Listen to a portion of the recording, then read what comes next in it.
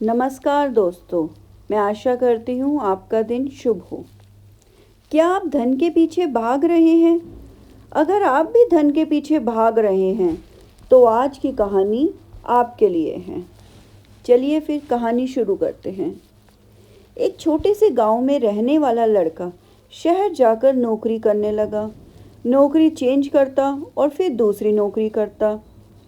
नौकरी करते करते उसने अपना बिजनेस स्टार्ट कर दिया। धीरे धीरे देखते देखते खूब पैसा कमाना शुरू कर दिया। सुबह ऑफिस जाता और शाम को थक हार के घर आता और सो जाता। उसका रोज का यही रूटीन था।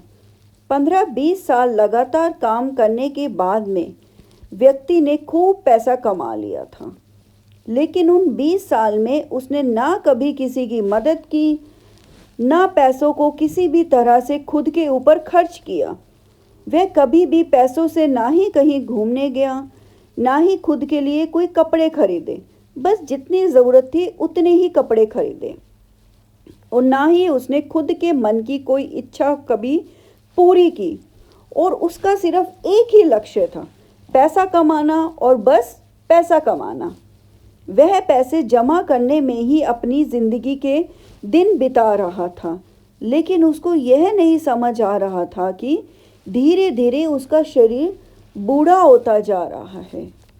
एक दिन रात को वह सो रहा था, तभी यमराज प्रकट हुए।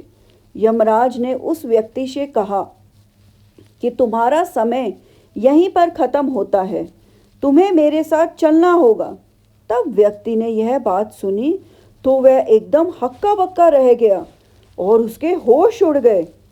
यमराज को कहा, तो अभी नहीं चल सकता मैंने इतना धन कमाया है, मैंने उसको कहीं खर्च नहीं किया।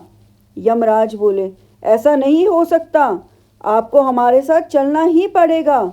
आपका जो समय था वह खत्म हो चुका है। उस व्यक्ति ने कहा, एक काम करते हैं, मैंने जो भी धन अभी तक कमाया है उसका 50% आपको दे देता हूँ, और आप मुझे 1 साल का वक्त और दे दीजिए, ताकि जो धन बचा हुआ है मैं उसे अपने ऊपर खर्च कर सकूं और जो मैं चाहता हूं मैं वो कर सकूं। ऐसा नहीं हो सकता, जो आपका वक्त था वह समाप्त हो चुका है, यमराज ने फिर से कहा। व्यक्ति फिर से बोला, एक काम करते हैं, जो मेरा धन है उसका 80% आप ले लीजिए और मुझे सिर्फ 1 महीने का वक्त दे दीजिए। यमराज ने फिर मना कर दिया, यह नहीं हो सकता, यह संभव नहीं है। मैं आपको फिर से कहता हूँ, आपको जो समय था वह खत्म हो चुका है।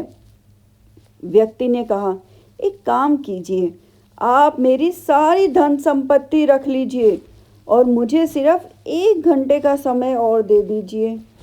यमराज फिर बोले, यह नहीं हो सकता, मैं आपको अब और वक्त नहीं दे सकता हूँ, आपको मेरे साथ चलना ही होगा।